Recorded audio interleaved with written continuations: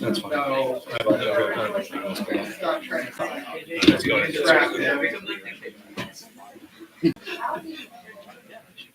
All right, attendance ready?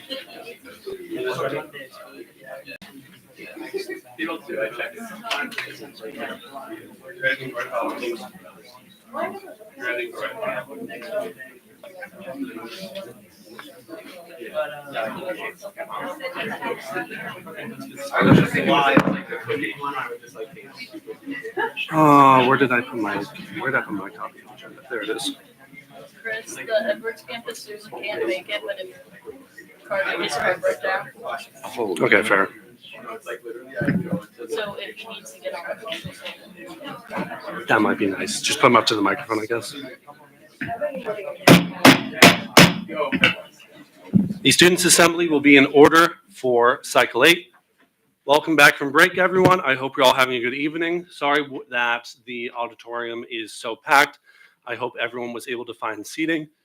Please enjoy our refreshments in the back if you haven't already. Let's go ahead and get started. The first item on our agenda is the approval of the minutes for the last meeting of the Students' Assembly. This was at the end of the fall semester. Yes. I motion to approve the minutes. Motion from the student body president to approve the minutes. Second from the fund development director. Is there any objection to approving the minutes from the last Students' Assembly meeting? Hearing none, they are approved. We will move on to the next item of our agenda, which is a guest speaker.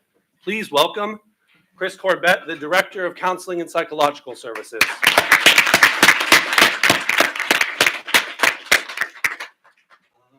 think it is this tab. Editing, present. Good luck.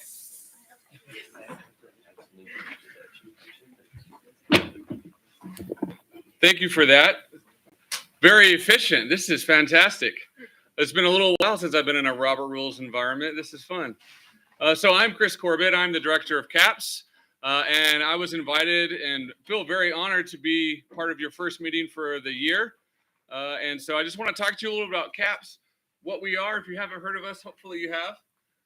And then we serve your mental health needs here on campus.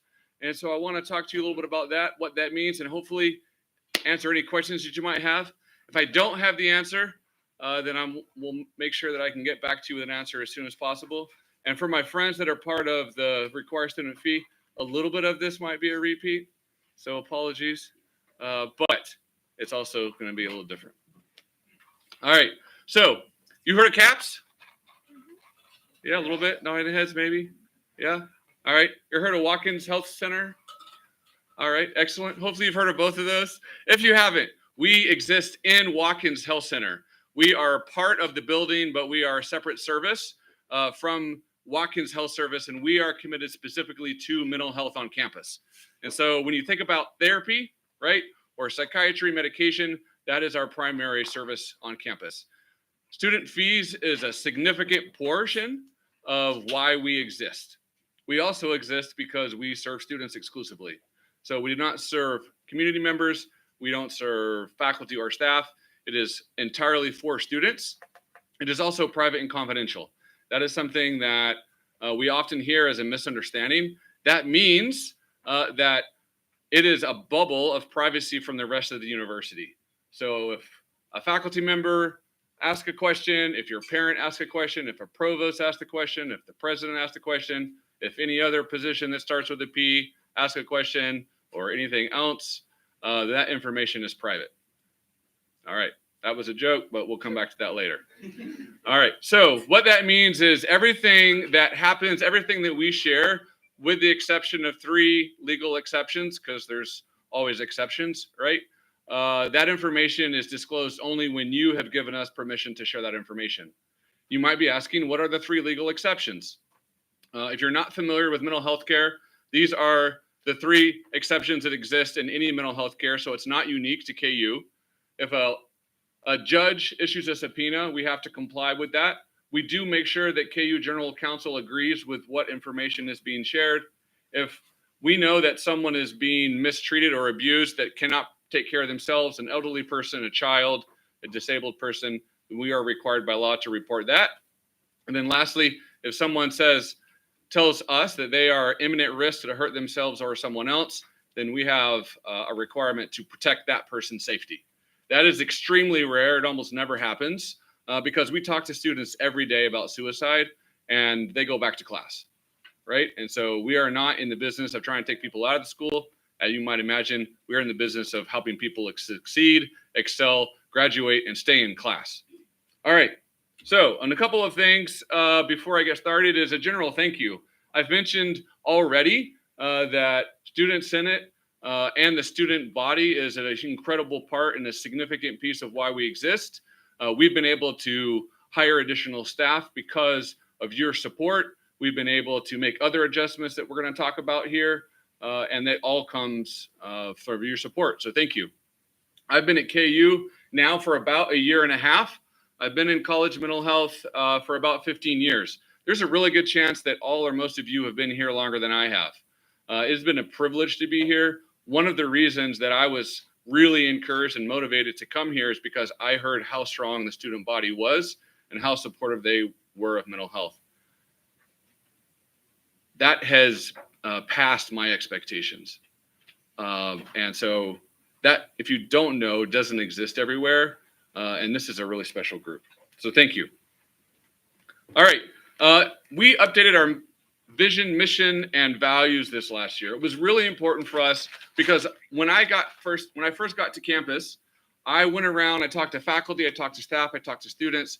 Tell me, what do you know about CAPS? Or what have you heard about CAPS? Because sometimes the facts and the information that people hear doesn't always match up. And I wanted to make sure that any way possible, we could remove those differences so that information could be accurate as possible and that a person's experience could be as good as possible.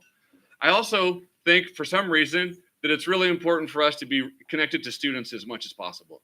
And so be able to build opportunities, build bridges, build community is something that I really want for CAPS. They were doing a lot of that before I got here, so it's not to suggest that that's new, but we wanted to put a renewed effort into that. That is reflected in our vision, our mission, and our values. I'll highlight those values there at the bottom. Authenticity, we want a person to be able to show up as they are, who they are. Belonging, we want someone to have as much sense of being part of the community as they can. Mental health can be a significant piece of that. Compassion, feeling a sense of dignity for oneself, and then also hope. Yes? If I could just make one point, everyone, could we please close our laptops for the guest speaker? Except for Robert, he has to take the minutes. Thank you.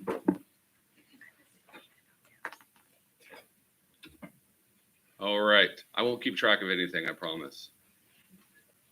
I'm sure you were paying attention, but I appreciate your focused attention.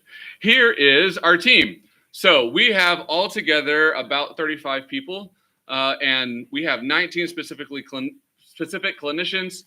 3 of those, we're in the process. They're brand new, and we are hiring them right now. And so we have 3 interviews next week, and we have 3 more the week after that. Those are specifically devoted to our embedded clinician program, which we'll be talking about in a little bit. This picture, I will admit, is from last year. And so since then, we have 3 other clinicians that have joined us in our office: Kansas Townsend, Stephanie Ortiz, and Emily Mold. And so you will see their names on our website if you go to our website and look at our folks there. We also have 2 psychiatrists, 3 doctoral interns, which is similar to a medical resident. If you're familiar with medical school and medical education. And then we also employ 3 practicum students that are at the master's level, and they are with us for the entire academic year. This next year, we are also adding 2 more to that, so we will be employing 5 master's level students within our department. We also have a GA, right, which again is a KU student, so adding that up, that would be 6. We have care services, which I'll tell you about in a minute, a little bit more. And then all 35 of us is somehow corralled by 2 amazing support staff. I don't know how they do it, but they are wonderful. All right, Hope at CAPS. If you've not heard of Hope at CAPS, this is which kind of brings together the rest of our 35. This is those 10 people, as you might imagine. We have an amazing crew this year. Hopefully you recognize some of those people either from classes or you've seen them around campus. They actually just moved into a brand new area, which when you're done with here tonight, maybe you'll peek your head in and have a look, because it is literally outside that door on the left. It is our new CAPS, Hope at CAPS space. That is a space where there's an opportunity to drop in, kind of hang out. There's a lot of relaxation, geared options in there, comfortable seating. There's some meeting spaces. There's also 3 relaxation chairs, better said massage chairs. If that's something that you would find comfortable, please feel free to drop in after the meeting. They go around on campus in addition to offering one-on-one peer listening sessions. They also go around on campus and host programs and do events. One big thing that we're going to have in the spring is something called Fresh Check Day. There's an option for Student Senate to also be part of that. So know that that's coming in April. Please also interrupt me at any point. I'm happy to answer questions. There's also going to be time at the end for answering questions. I almost said asking questions, but that's also possible. And I'm really excited and I have a lot of information to cover. So if I'm talking fast, then my apologies. All right, Care Services. Care Services is a free service to students as part of the CAPS umbrella, and it provides services to students who have experienced some form of interpersonal violence. That could be relationship-based, it could be roommate-based, it could be non-relationship-based in the sense that they have experienced something that's made them uncomfortable. We have 2 amazing staff that can help provide support for them, free of charge, no limits on that. We also have access to a donor-funded scholarship, for lack of a better way to say it, a fund that helps someone if they've had damage to their personal belongings, or maybe they need to get out of a rent situation because the person that they're living with is not safe. There's potential ways that we can help with that. All right, and then you've probably heard of TELUS. This is an app on campus that is free for you as a KU student. You can download this from your app store, or you can go to the website. There is some great additional resources on here, phone-based, text-based, video-based. There's a lot of different things there for you to look at. If you want to learn more about sleep because you don't get enough of that, or you find yourself on occasion a little anxious, these are all things that can help with that. Here are the #1 things that we see come through our door. Stress and anxiety, as you might imagine, is the most common thing. About 60% of students that come in to see us say this is the thing that brought them in. It's not the only thing, but that is one of the most common things. As you might imagine, adjusting to a new environment is also one of those things. Maybe that environment is KU, maybe it's Kansas, maybe it's the United States. There's a range of different things. We are here for all of that. As we've expanded staff, we've worked really hard to expand the diversity of our staff to make sure that they reflect the student body. And so I'm happy to say now that we have 4 languages that we're able to provide services in CAPS. And then we also have folks that have lived in the US, that have lived abroad, that were born abroad. And so we really want to try to match that with the student body as much as we can. I'm not going to read all these things to you, but all of these things are things that we work with students on every day. And we see a lot of students. I'll talk about the specifics of that in a minute. A couple of things that we've done over the last 2 years is worked really hard to reduce barriers. We know that is the most common thing that stops the students from coming in. And so we've focused on the top 3 for us based on KU student survey, and that's cost, time, and location. We've also updated our service to be able to expand services to provide the broadest amount of services to as many students as possible. We still can't be all things to all people. And so if and when we need to have that conversation with a student, we are happy to have that conversation. And then we work to make sure they get connected to services. We don't just say no and turn them away. We hold their hand and make sure that they get connected if they want to do that.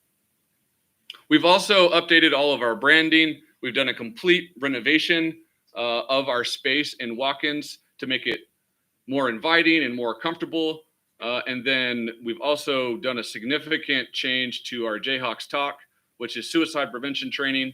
That's not something that we played a major part in prior to about a year ago. We've taken that on as a department.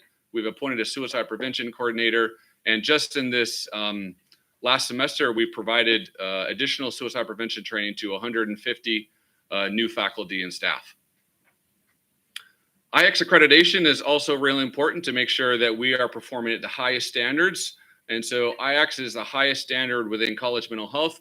I'm happy to say that we achieved that accreditation in the last year. That helps us make sure that we're matching with all of the best practices that exist in the country, and in some cases exceed those, because we're Jayhawks. It's not our intent to be average. We expect to be above average. All right, I am throwing a lot of things at you. I have, not literally, but I'm not opposed to doing that. That was another joke. It's all right. Later, next time. CAPS community space. I talked about that. It is literally just outside the door here. You're going to see it written on the window. Please feel free to drop in there anytime. I know that Senate meetings are always your favorite thing to do, so you're probably not going to have any stress during or after this. But if for some reason you want to tuck in and use that space afterwards, please feel free to do that. That was another joke. I'm 0 for 3. That's okay. All right, real quick snapshot. I don't know if you like numbers. I can nerd. I love that. No, don't like it. I'm going to try to paint a picture for you then. This is basically talking about how things have been for us the last couple of 3 years. In 2023, we were at 450 students that we provided services to throughout that entire year. Through adjustments of process and increases, we are up to 1,244 already for the year.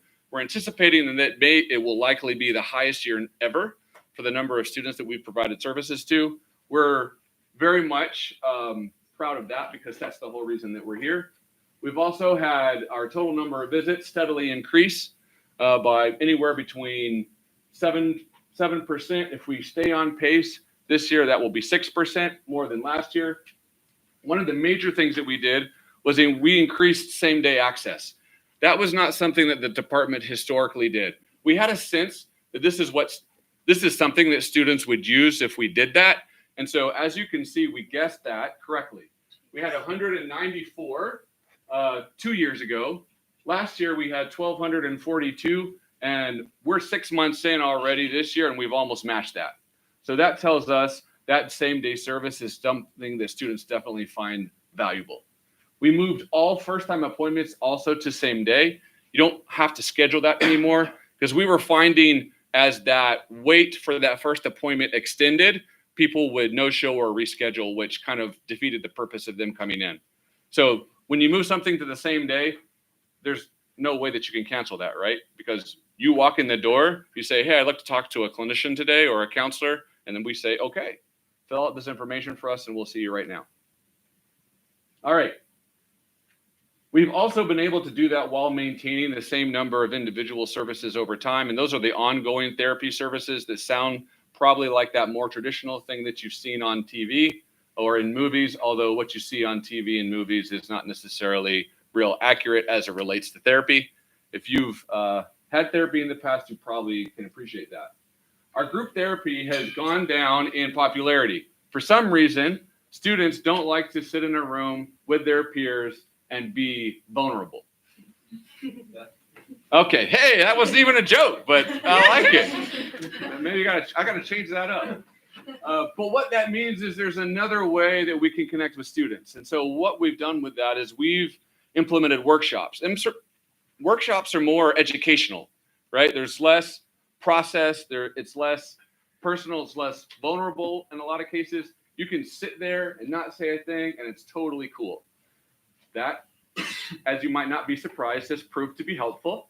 And so just this year, we've already adjusted that. We've made it part of our outreach program. We have 166 programs that have provided connection with over 3,700 students. So if you think about this, 7 so far and 3,700, that's a slight difference in the positive direction. Quick question. Please.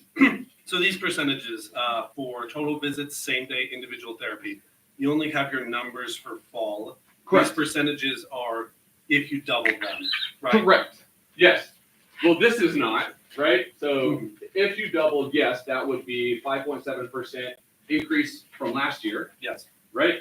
And then this would be almost double, right? Because we are, 22 off, or that's 20 off. Because just in last semester, you had almost as many urgent and same day visits as you had for all of last year. Correct. Right.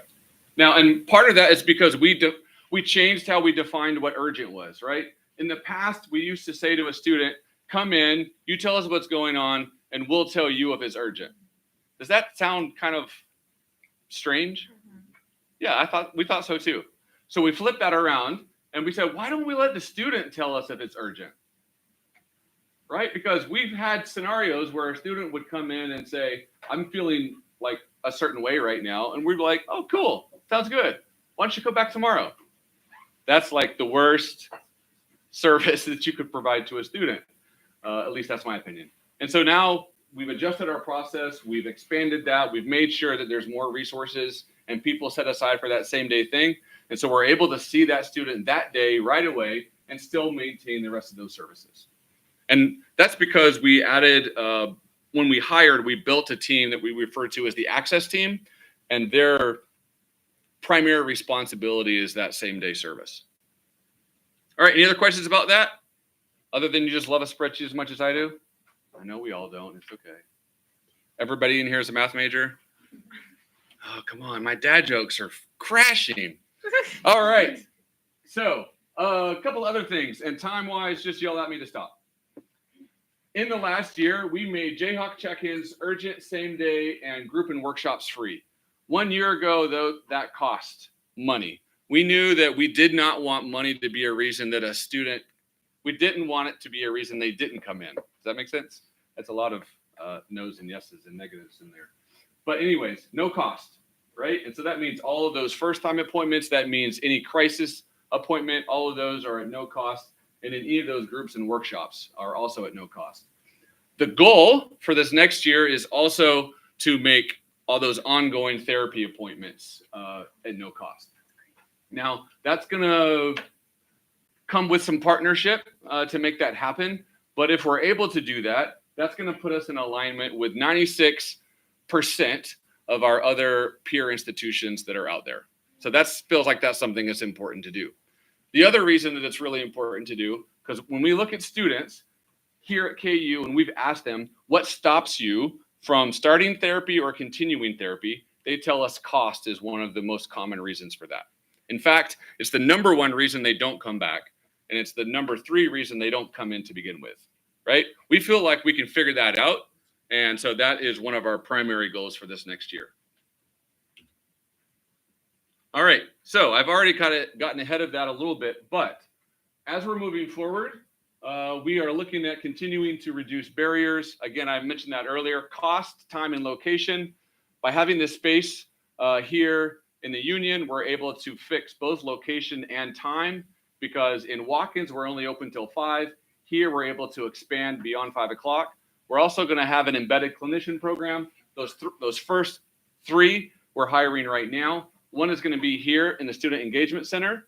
One is going to be in the Daisy Hill Commons area. And the other one is going to be a shared position between the School of Social Welfare and the School of Law. So it's going to be located specifically in Green Hall. We're also going to be working really closely with our academic leadership. Excellent. My favorite ringtone. We are going to be working in the next year to expand that program, hopefully with our academic leadership's support, to have those in various other academic departments around campus. Those services will still be supervised by CAPS. It will still be private and confidential, the same that any other service would be if it was located in CAPS. But we find that for many students, that's something that they would take advantage of, and so we want to come to them. All right, that's a lot, and that's enough probably. 5 minutes? All right, so that means we have 5 minutes for questions, because I assume you weren't giving me a high five. Oh, the presentation? You're good? Well, let me check my slides. I forgot. Yes! Oh. Look at that.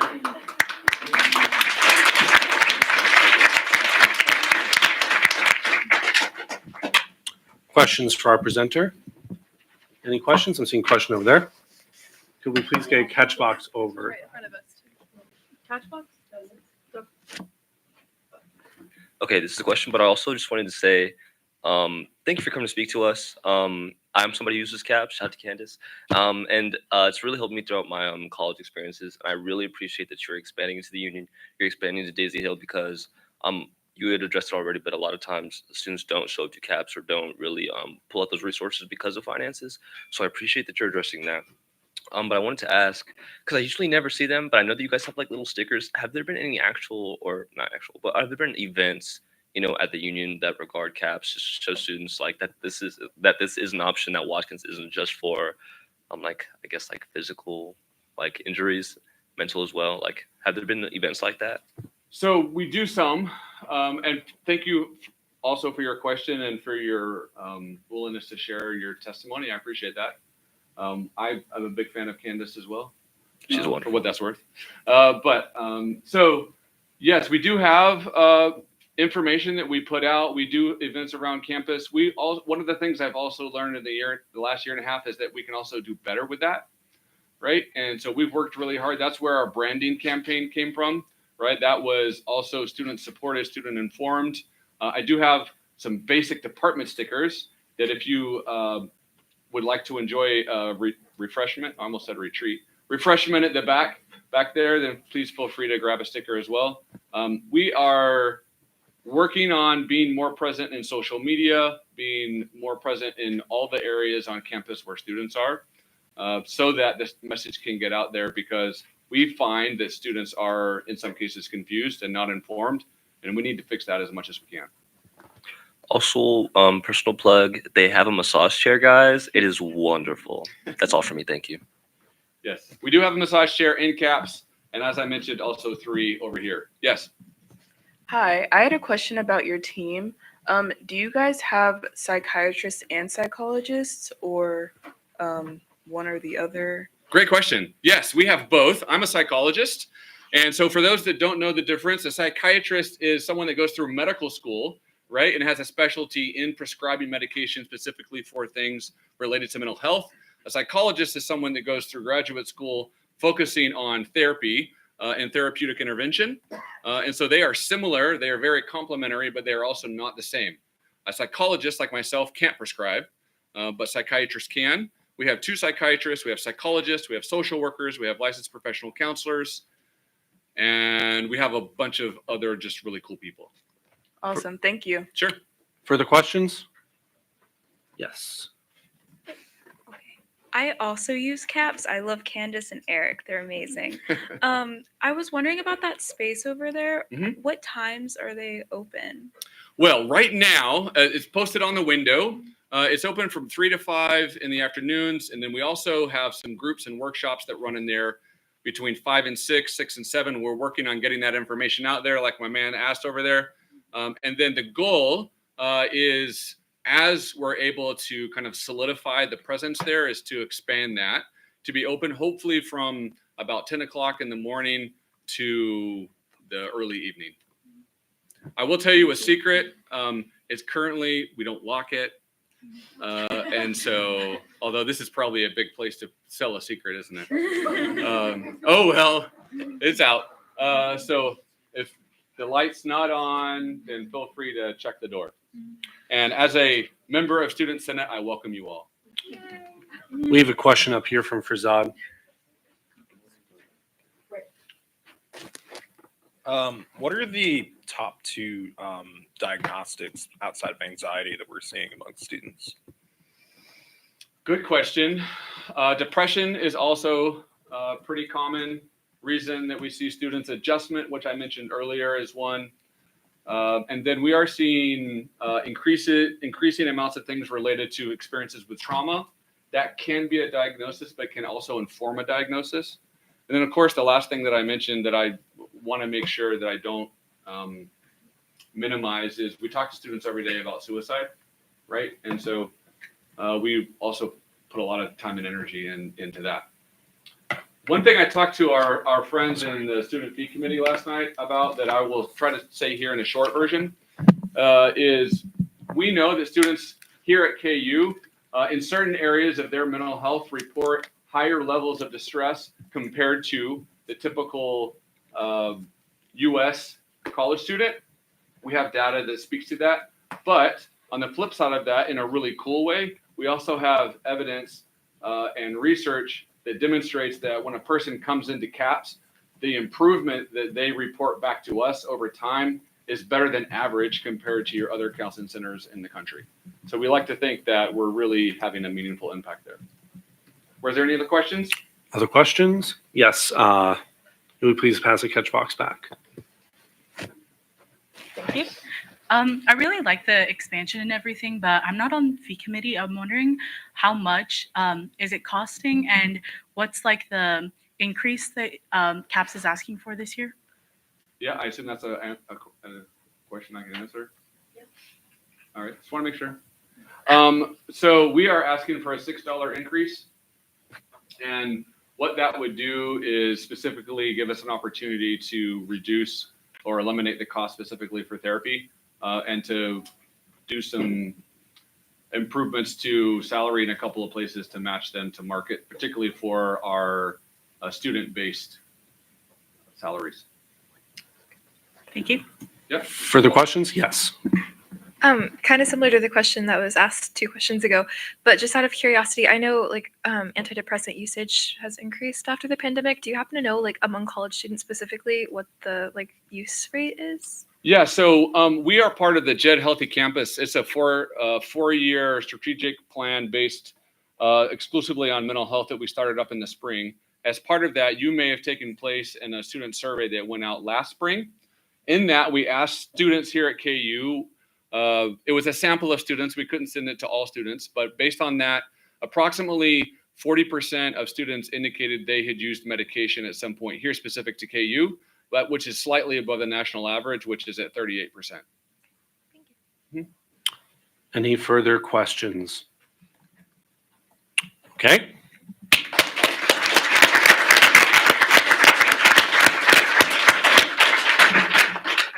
Appreciate you very much for speaking to us. And again, like Chris said, there is the new community space by CAPS out there in the hallway. Please don't go now if you're a voting member, but after the meeting ends, feel free. There's a chair up here if anybody wants it.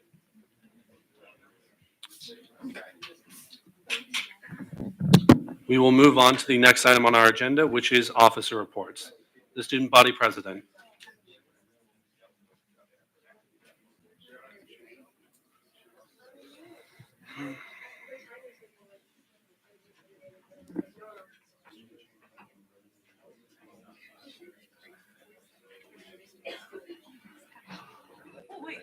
Time. Five, Why I 10. statistically that's almost half of this room. Uh, It's not surprising. Yeah, if you could, that'd be great. What they have right now. It's a good use of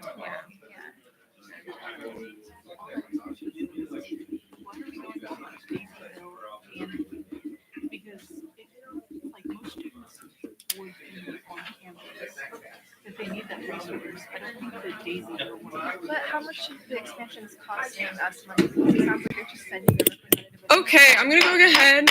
Order, please. I'm gonna go ahead and get started because I have quite a few little items here to get through. So first item on the agenda, I want to announce our new community affairs director. We hired Lawrence, so could everyone give a round of applause to Lawrence?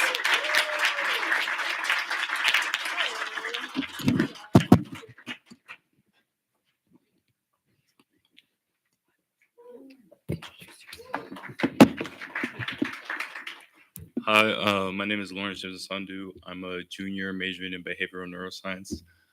Some of my past qualifications for this position is I was the community service chair for MAPS Minority Association of Pre-Med Students, and I'm currently serving as the community service chair for Black Student Union. So I'm very excited to create some events for our students on campus and also events that can help engage other organizations outside of campus, things like the Boys and Girls Club or the Juvenile Detention Center. Thank you.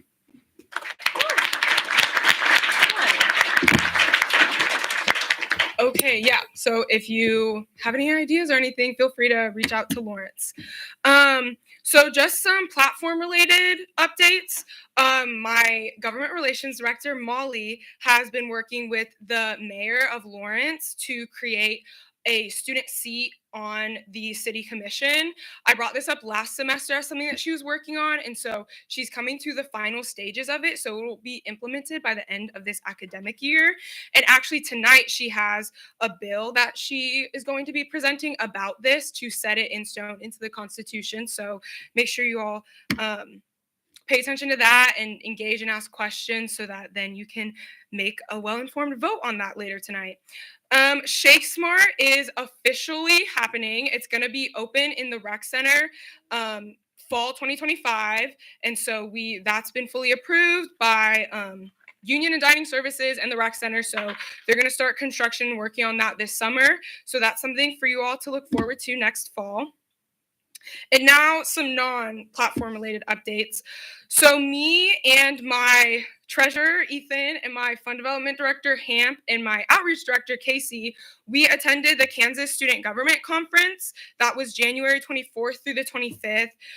This is the first of this. This is the first time this conference has ever been hosted. Fort Hays State University decided to start that this year, create that. I brought this up last semester that this was happening, that we'd be going.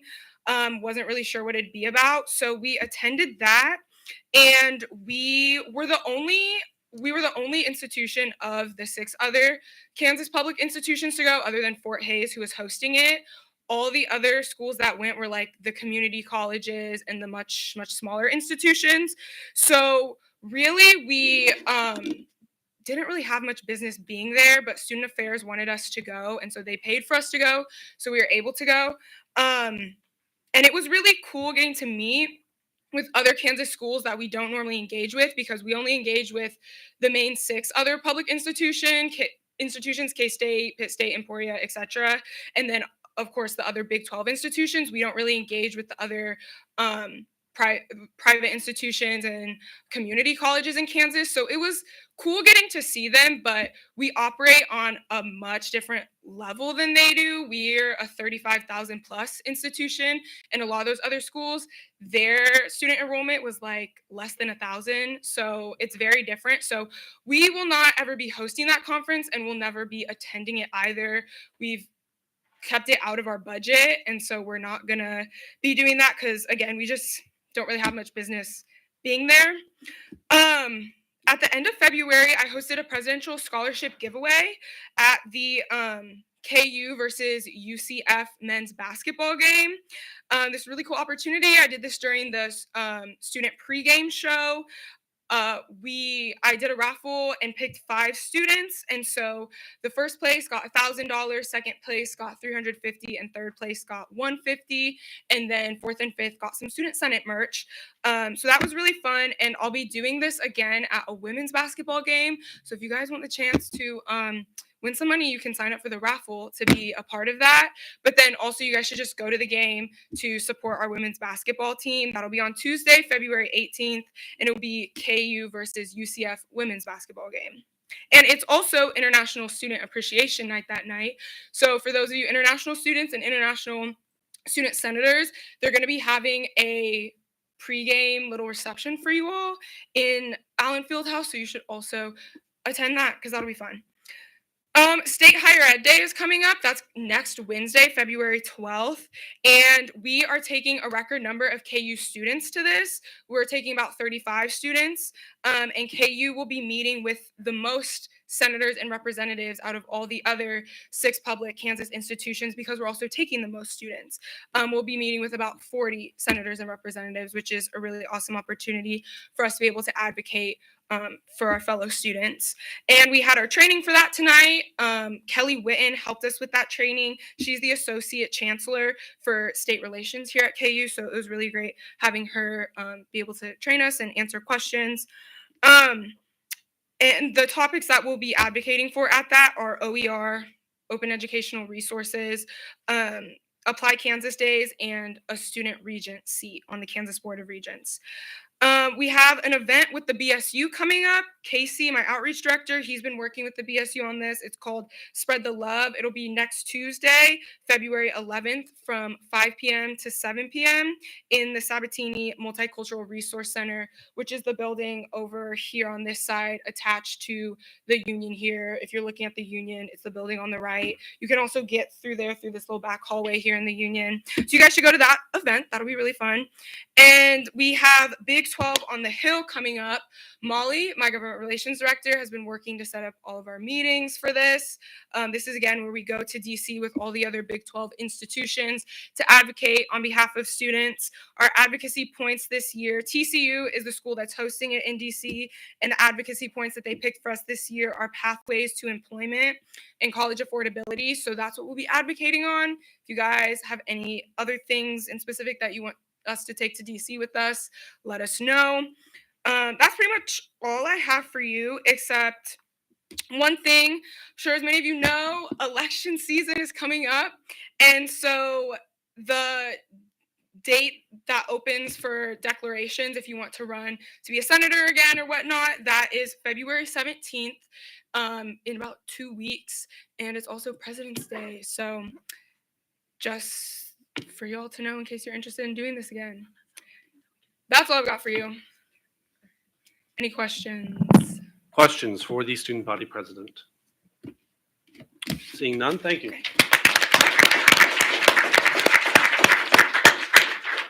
The student body vice president. Time. 6 minutes. Good evening, everyone. Welcome back. It's great to see everyone. Just some updates about some of the platforms I've been working on. So in regards to parking, over winter break, I was able to meet with the KU General Counsel just to kind of discuss some of the feasibility of some of the parking platforms I've been working on along with other members in the Parking Commission. As a result, Student Senate will be working with the Parking Commission to propose 2 initiatives, one of which is to advocate for free 2-hour parking in the front row of the Recreation Center, and also to have the front row of the Recreation Center available for students on game days. So this is something that I, along with the other members of the Parking Commission, will be presenting and heavily working on during the winter or during this semester. I've also been able to work with Jason Crone from the Recreation Center to kind of determine the feasibility of these parking initiatives and kind of to see how we can kind of utilize some of the infrastructure that's currently in place for these similar programs. Additionally, I talked about this a lot last semester, but Student Senate has been working to have hammocks around campus. As the weather has become a lot nicer, this is something that we will start to see. So the last time I spoke with the Director of Facility Services, Sean Harding, we've established that the metalwork and welding for the first hammock, the prototype, has been completed. And KU Grounds is currently working on trying to mass produce that while they're working with a compliance issue. So hopefully we'll be able to see that soon. Additionally, I've been working with KU Housing and Hero in regards to the Narcan and fentanyl test strip initiative that I've been talking about.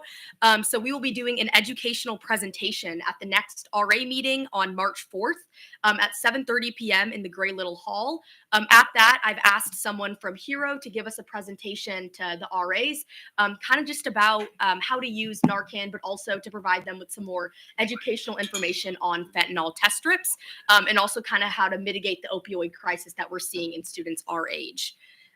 Additionally, I've been working with the Panhellenic Association to provide them with fentanyl test strips and Narcan for each of their chapters. I was able to drop that off last week, and I was able to provide that to the president of the Panhellenic Association.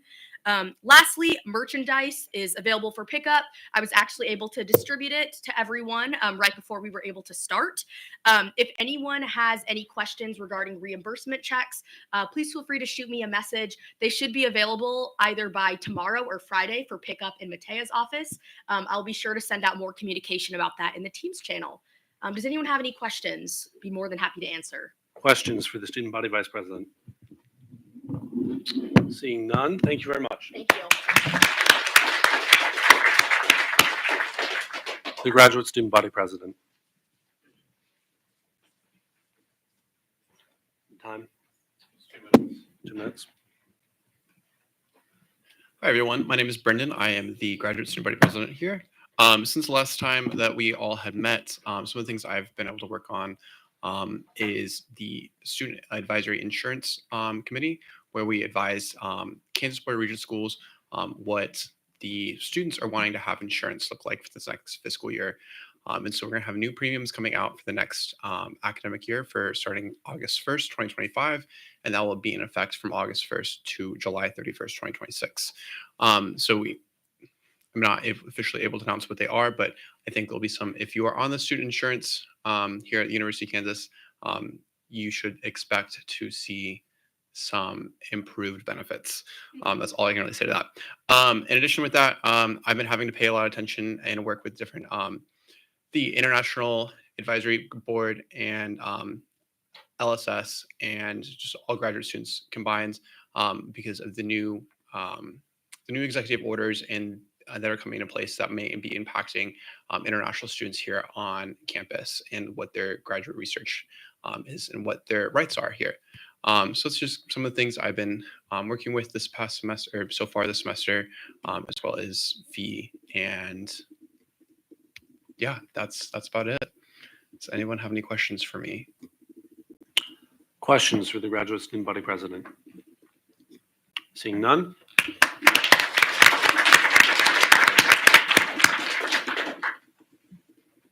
The treasurer.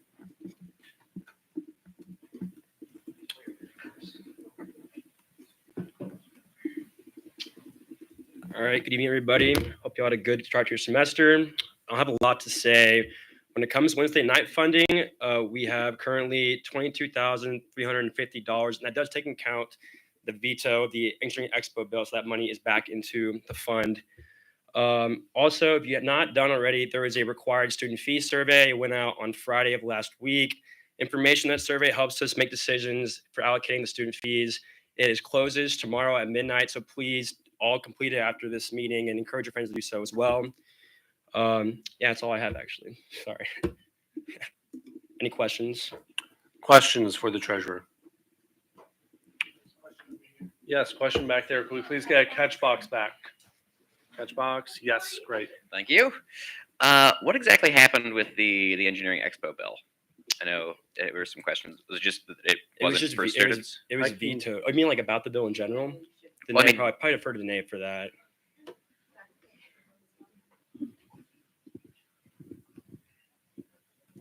What do you want to know? Like what I just happened? want to know why. Okay. I'm pro it not being passed. but- Why it got vetoed? Yeah. Okay. If you're in the teams, you can read it. So yeah, it's all in there. But then if you have any questions after that, feel free to ask me. Thank you. The student body president's veto announcement is posted in the Students Assembly channel if you would like to read it. It is public for all members of the teams. I think it's also on the Instagram as well. So I would just look that for your first point of contact. Further questions for the treasurer? All right, seeing none. Thank you. The Fund Development Director. Don? Yep. Going through. Hello again, everybody. It's good to see everyone back in Alderson for these meetings. Couple quick things. In regards to the Community Development Fund, I am very happy to announce that we've crossed the $40,000 mark for allocations this year, including our line. So that's been an exciting thing to see as we work through the year. Besides that, as Danae mentioned, was down in Fort Hays State with some of the other exec staff, meeting with some of their And Austin's the guest speaker. All right. First on the list for replacement senators is Kylie Hess for Liberal Arts and Sciences, freshman and sophomore. Is Kylie present? Yes. Could we please get a catch box back to Kylie? And could you please introduce yourself to the Student Senate? Hi, I'm Kylie Hess. I'm a sophomore majoring in political science. All right, great. Any questions for the potential replacement senator? All right, hearing none, is there a motion to acclimate? Yes, I see multiple motions. Let's go with Chris Cooper. Is there a second? I see a second from Sean Lawson. Are there any objections to appointing Kylie Hess as a replacement senator for Liberal Arts and Sciences, freshman and sophomore? Hearing none, congratulations.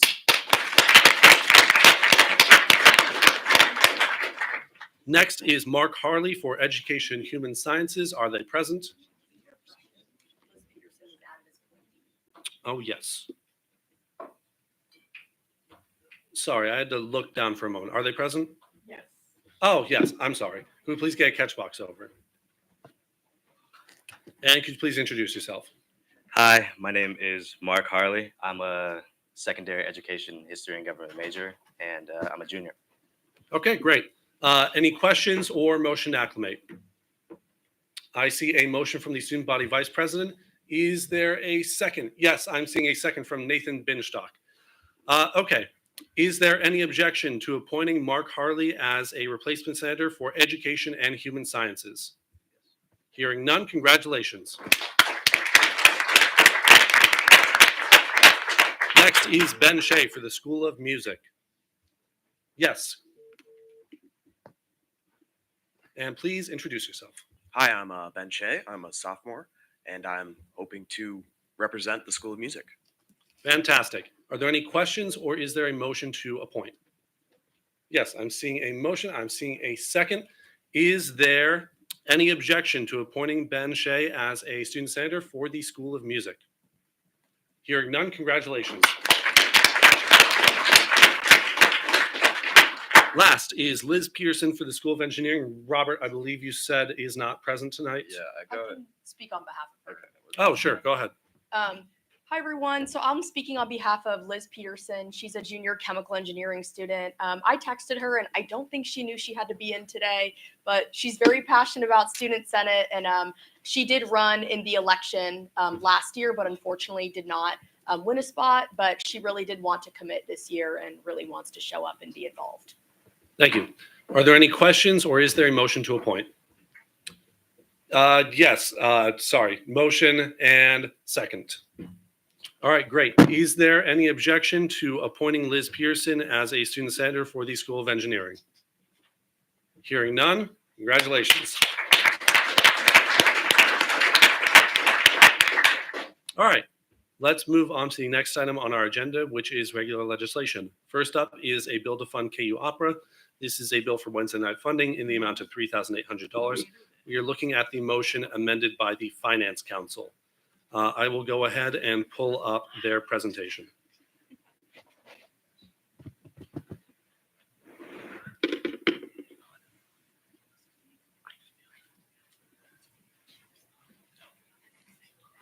Does this work for you? Okay, great. And then when you're done, your legislation file is here. So when you get to questions, can you switch over to this? Yeah. Okay, sweet. How much time are you wanting? Is like 15 minutes good? 10. 10, good. You can do 15 because it includes Q&A. Okay. Hello, everyone. My name is Audrey Nolte. I am a first-year DMA student in voice. And my name is Eli Panic. I'm a second-year master's student in voice. Some of you met us last week. So we're going to give a brief overview of what we spoke about last week with both committees. And it's the same presentation, just with our amended number that Senate came up with last week. Okay, so KU Opera Theater believes that the world can be transformed through the celebration of music, theater, and dance. We are presenting for our upcoming show, which is Sweeney Todd, not Sweeney Todd. We did Sweeney Todd last year, which is Die Fledermaus. This opera is going to be in English, and it is going to be free now and officially approved by our faculty advisor for all future KU operas. It's going to be free to students. Our cast has 28 students. They come from multiple areas of study. We listed all of them last week, and here they are again. I think it's important to see that there are some non-music majors that are in this cast currently. We actually had to leave rehearsal early tonight to be here because that's how important this program is to us. We have had, for this time last year when we did Sweeney Todd, we had 2,365 people attend. This was in collaboration with the theater and dance department. We have two different theaters. We have the Craft and Pryor Theater and then the Bousey and Black Box Theater. Unfortunately, our shows are becoming very well attended, which is a good problem to have. But our maximum capacity for the Black Box Theater, which costs the least, only holds 75 people if we are at maximum capacity. So everyone in this room tonight would barely be able to get a spot. Craft and Pryor Theater can sit up to 800 people, and unless we open up the top, which makes it open to about 1,200 people. On the national scale, inside of the time that our faculty advisor and director of operas, Stella Marcoux, has been there, we have earned third place in the nation for two different categories for the American Prize for the American Opera Association. She has been here for 3 years, and to go to that kind of height is a pretty big deal. We don't need, those are just our student testimonials, and we're already here. So we try to offset the cost of this opera through donations and partnerships. This is just a few of many people who have donated just about $9,000 worth of their time and skill to the production. And then this is where we get to the budget. This is a modified version of what those of you last week would have seen. The amended number is $3,800. And we were very welcoming of that amendment being made. This would cover 4 orchestra musicians for the pit, photography, and then general funding. The general funding that was asked about last week was a more of a buffer, where it's like, if there's something that goes wrong, we have the funds available to help have a resolution for the issue. And that's it. That was our presentation from last week. I'm going to go back to this now, and that's kind of it. Before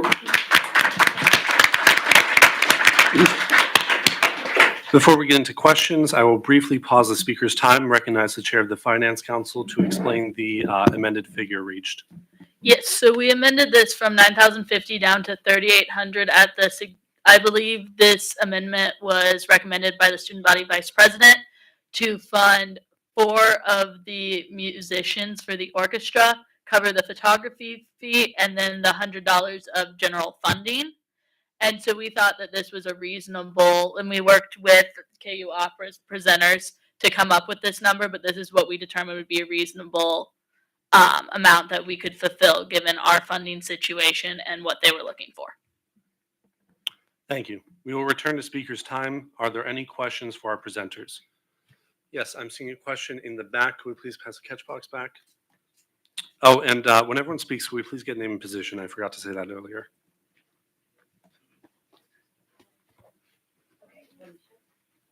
I was about sorry. Just for I think Manisha would have gotten it, personally. But also, it's fun to see people get hit in the head. Go ahead. I would not have gotten hit. Kenna McNally, Chair of Community Affairs Council. So my question is, with the amended figure funding only 4 musicians, where will you be getting the rest of your musicians?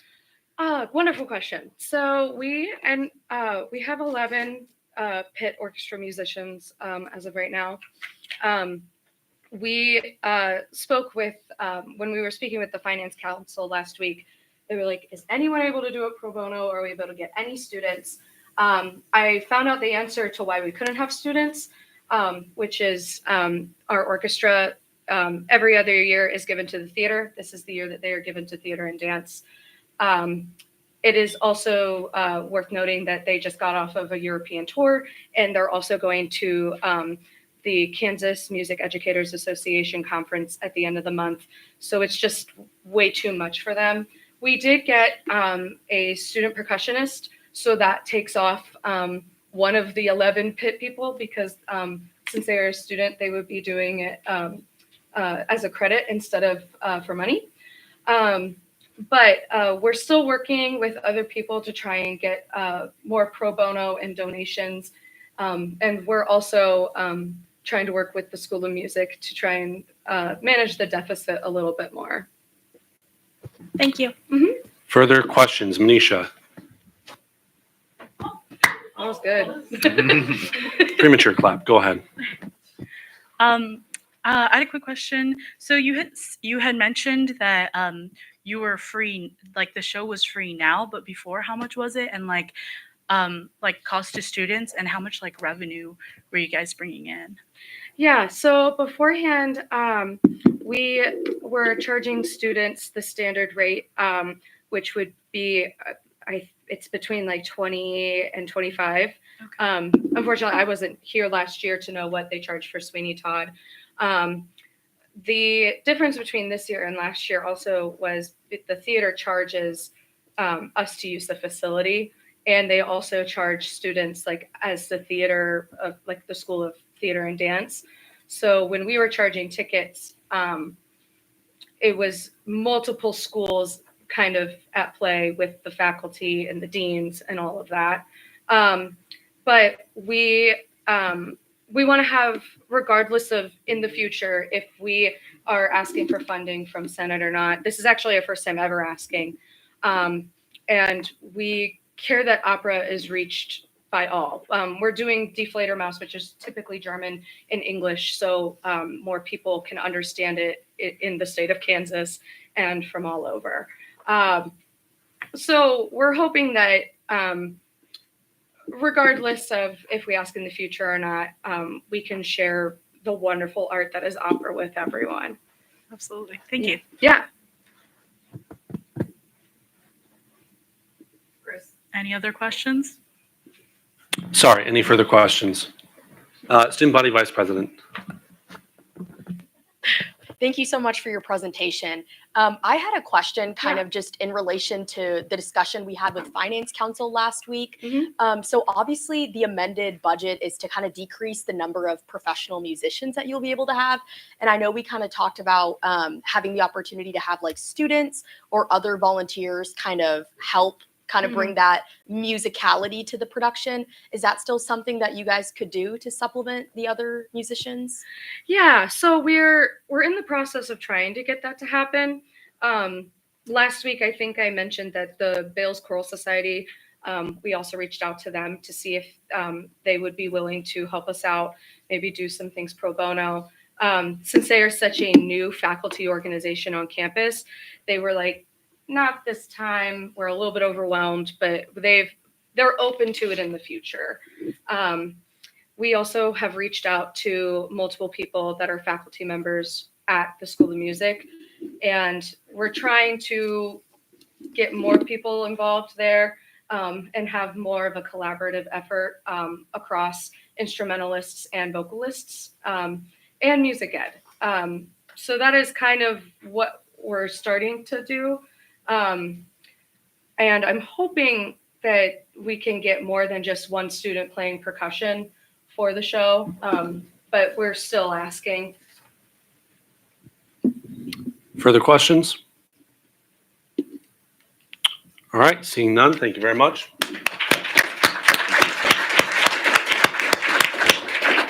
Now then, we'll move into debate. We will have, if there are any negative speeches, we will hear those. If there are any motions to amend or otherwise dispose of this legislation, we will hear those. If there is nothing, we will proceed to vote. I'm just going to make a motion to vote. Motion to vote by the Student Body Vice President. I hear a second from the Chair of the Finance Council. Is there any objection to proceeding to a vote? Hearing none, we will get that poll posted in the voting channel. All of the replacement senators should be added into the voting channel so that they can cast their votes tonight. If you are a voting member of the Assembly and you are having trouble accessing the voting channel, please come up to the front during this vote and we will get you sorted out. And if you are a voting member, please remember to fill out the voting polls because we count these for the quorum requirement. Posted? It is currently posted to the voting channel. Please remember to fill it out. This will be a 2-minute vote. What's up?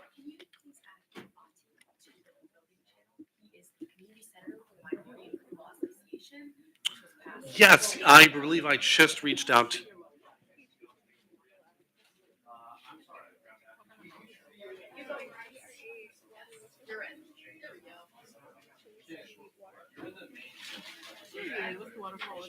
Actually, I recently learned that our toilet water gets filtered and tap water. Well, not quite. That's It's disgusting. not filtered. Some is the filter. The river water gets turned into hot water. Okay, but So that's not still all of the water will come from But a majority. some will come from freshwater. But a majority of it. And It's safe. And that's why they have no. That's why they have a oil warning into people all the time because it's compromised.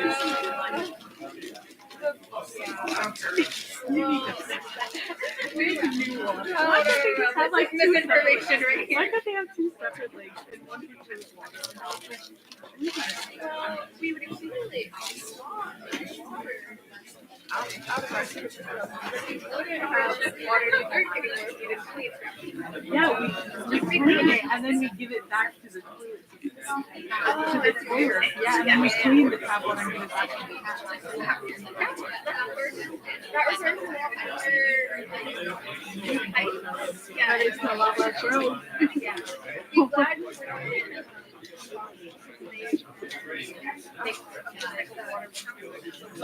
all the water. They paid us for that too.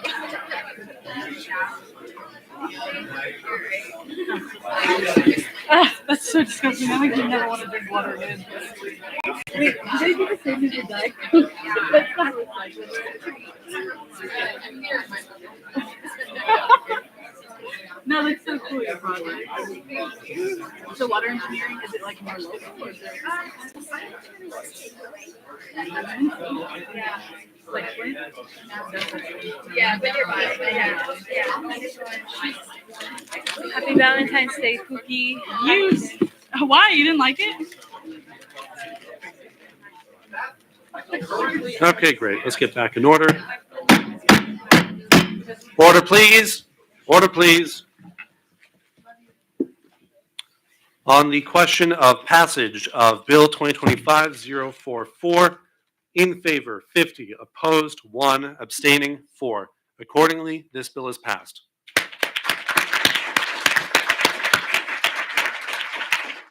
We will proceed to the next item on our agenda, Bill 2025-042, a petition to exempt student veterans of America from the prohibition on funding for travel. For expediency, this bill does not allocate money. It allows them to apply for travel funding during line. This bill, if passed, no money, money later, not now. Money later, yes. Wait, money now? Money later. Thank you, Chris, for that good summary. Hi, you guys. I'll try to keep this short. My name's Mia Keene. Hopefully some of you know me. I am a community senator on our Community Affairs Committee, who represents Student Veterans of America. Today, I'll be presenting this petition, which would exempt our organization from the prohibition on funding for travel.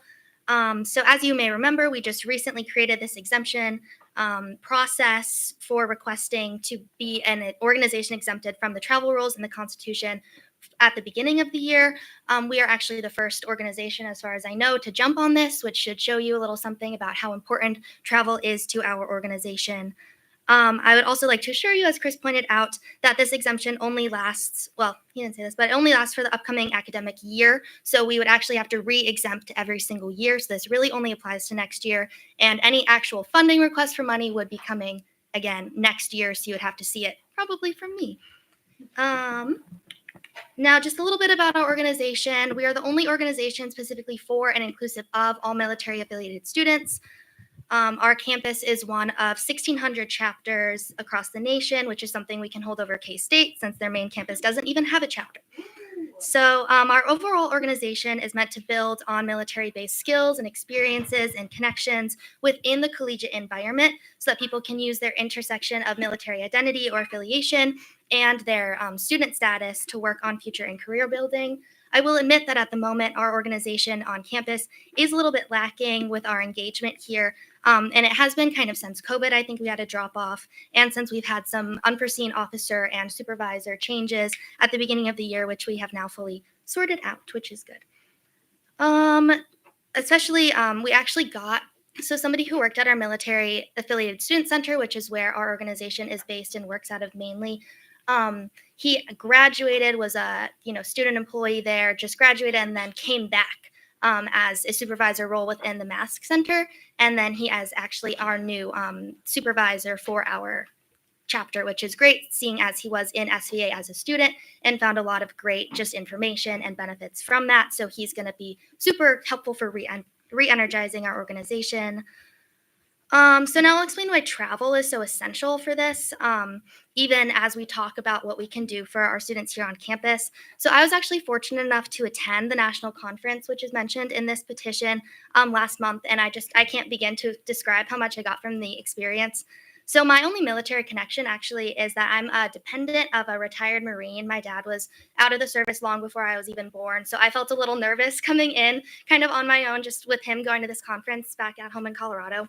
But I actually just found just great, just passion, community connection to military involvement here. And I was just really blown away by all the opportunities that people who actually attend this convention can have. And on the flip side of that, I was a little bit disappointed that we weren't providing more of our students with this opportunity to attend this convention. And then there's a similar kind of legislative opportunity in March called Washington Week, where people can go and petition on Capitol Hill. So there's just some really great opportunities centered specifically around travel and attending these conventions where you can meet people, meet career employers, make connections, find community, all that. And it's super important based on this traveling.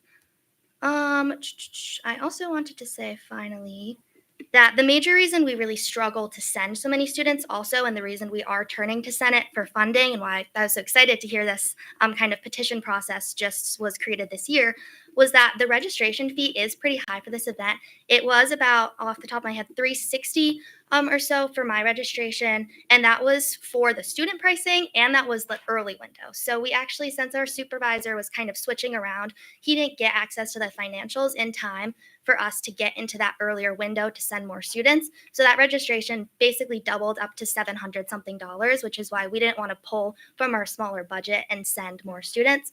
I was actually able to get my registration covered through the Colorado's Veterans of Foreign Wars post, since my dad has connections there, which was great. And we will be looking into similar kind of connected funding interests in the future, but to kind of lessen that burden on Senate if this does pass and if you guys would fund this.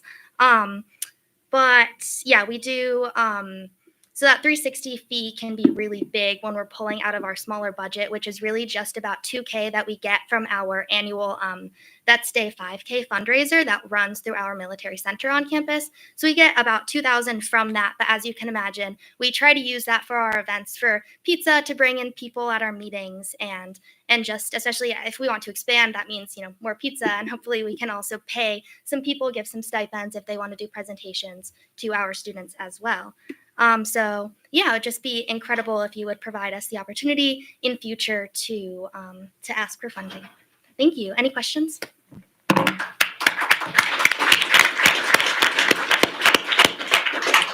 Questions for our presenter? I will note just at the start, I did recognize the speaker for 10 minutes. I don't believe I said that. Currently, we have 4 minutes, 30 seconds remaining. And also, yeah, Student Veterans of America was the first one to reach out to create a form for the travel funding petitions. They just weren't the first to file. Questions?